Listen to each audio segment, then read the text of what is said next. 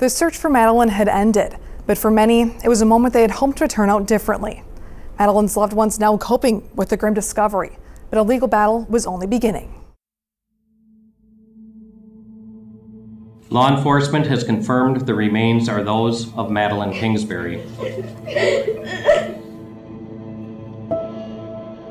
On June 7th, a Fillmore County deputy found the body of Madeline Kingsbury in a culvert covered by some brush. The devastating discovery made during a search of a rural area 1 mile from Highway 43 between Choice and Mabel. The area had previously been searched by law enforcement, but didn't turn up anything. Other volunteers had also searched close by. There was a group, I don't know if you were in it, but there was a group and they had driven down that road and it said dead end, and they're like, nope, this is too overgrown. She's not here. My husband was in that group. They didn't even get out of the cars, and she was right there. According to court documents, Madeline was wrapped in a fitted bedsheet, sealed with black Gorilla Tape. The medical examiner noted a towel was knotted around Madeline's head and neck. We all had this thought for her kids. And we knew they didn't know. And her family, her mom, both of her stepmoms, and her dad, and her sister and her brother, I felt kind of guilty being sad that they just got the news that their daughter was found in brush, like garbage.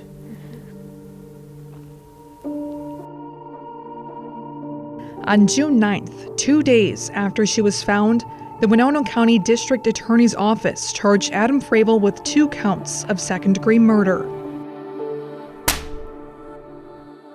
Months before she disappeared, court documents show Madeline paid a visit to her friend in the hospital. During the visit, she confided, saying everything is bad with Adam at the house. In the more than 70 unsealed search warrants released by the court, Madeline asked for advice on how to get out of an abusive relationship and told the friend, if anything happens to me, know that Adam did it. Some of the most insidious pieces of a controlling relationship like this is the emotional, the psychological, the financial, and many aspects of the control. According to domestic violence expert Crystal Heggie, leaving an abusive relationship can be the most dangerous time. Sometimes it can take years to build a plan to remove oneself from that situation.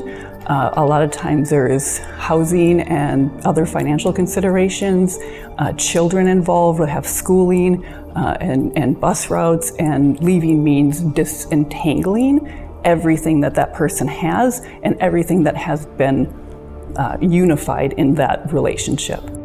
In a search warrant, a friend of Madeline reported that Adam had been beating Madeline for years. She never reported it for fear of the children getting involved. All cases of domestic violence are complex and intricate, whether it has children involved or not. When children are involved, it means that some of those generational traumas will continue to pass on. To see and witness violence in their home, it is a trauma that does change the brain patterns. Shortly before her death, there had been rumblings that Madeline had been seeing someone new. Documents named Madeline's new boyfriend as Spencer Sullivan, who has been cleared by investigators. However, Adam's sister, Teresa Siss, believes investigators need to look further into the two's relationship. There's definitely more to the story. There's, with Spencer Sullivan being much more involved with Maddie than any of us knew. Katie knew. There's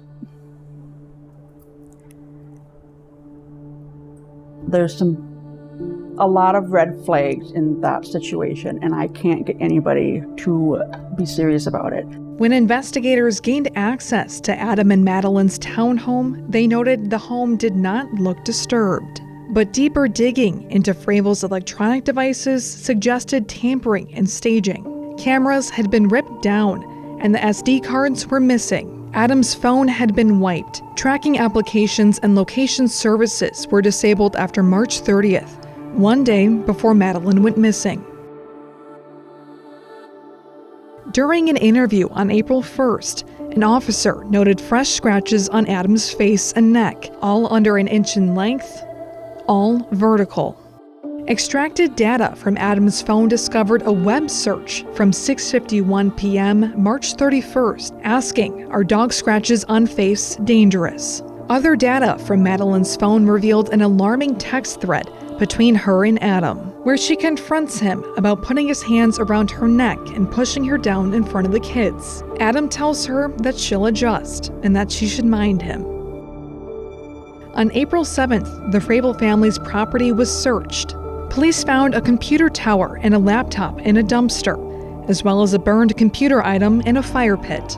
The police learned on April 9th, a neighbor of the Frable family captured an image on a trail camera showing Adam driving a UTV with a shovel in the bed. Police stopped Frable while driving the UTV the next day. According to warrants, investigators brought 2 cadaver dogs, both alerted in the bed of the UTV and at the spade of the shovel. During a search of the neighbor's 800-acre property, police found an area of fresh dirt appearing to have been transported from someplace else. Nearly 2 months later, Madeline's body was found 4 miles north of that spot. This is an ongoing and active investigation. I'm here today to announce my office filed charges against Adam Taylor Frable for the murder of Madeline Kingsbury. On June 9th, Adam was arraigned and charged with 2 counts of second-degree murder, with and without intent. His bond was set at $2 million.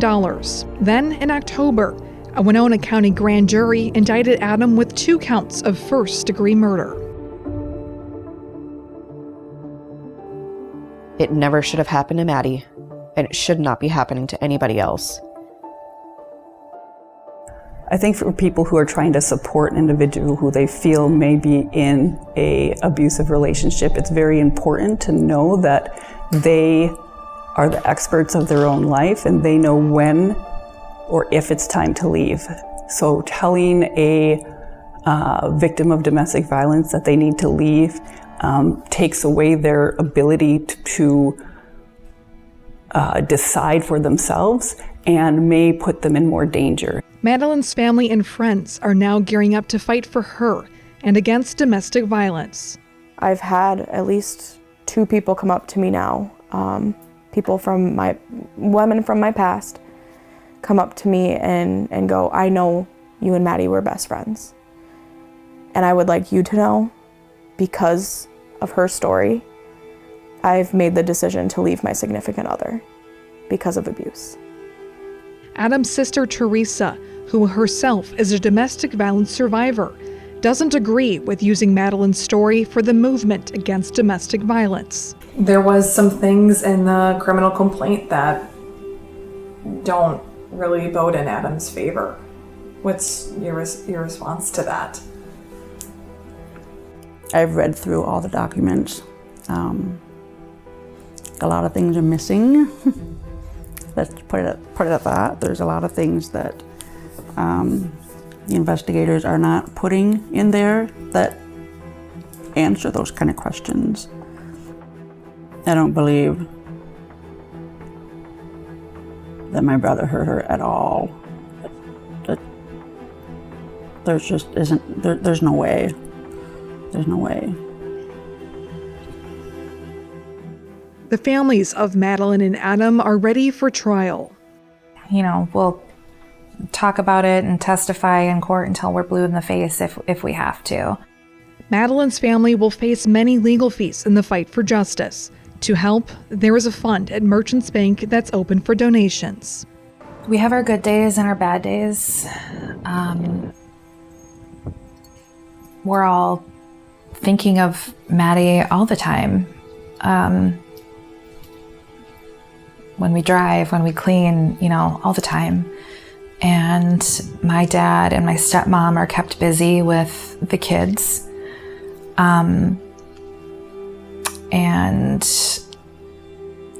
We all want to get involved in fighting domestic violence and really like have something good come out of this.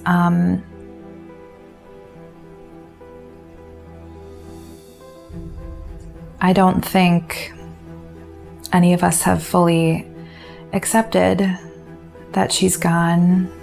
I don't know if we ever will.